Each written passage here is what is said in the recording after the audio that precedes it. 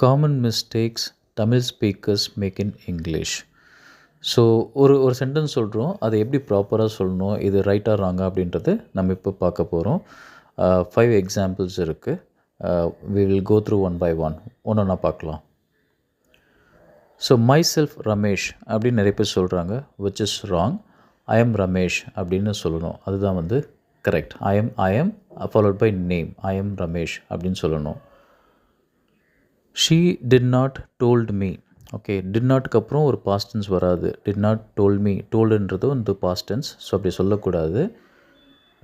She did not tell me, அதுதான் வந்து correct sentence. She did not tell me. Third one, I am having a car அப்படின்னு நிறைய பேர் சொல்லுவீங்க, அப்படி சொல்லக்கூடாது. ஐ ஹாவ் அ கார் அதுதான் சொல்லணும். So I have a car, இது வந்து சிம்பிள் ப்ரெசன்ட் டென்ஸில் ஐ ஹாவ் அ கார் அப்படின்னு சொல்லணும். ஸோ இது வந்து ஒரு ஆப்ஜெக்ட் நீங்கள் ஓன் பண்ணுறது. So I have a car அப்படின்னு சொன்னால் போதும். ஓப்பன் த லைட் அப்படின்னு நம்ம யூஸ் பண்ணுறோம் இல்லையா, ஜென்ரலாக ஓப்பன் த லைட் அப்படின்றோம்.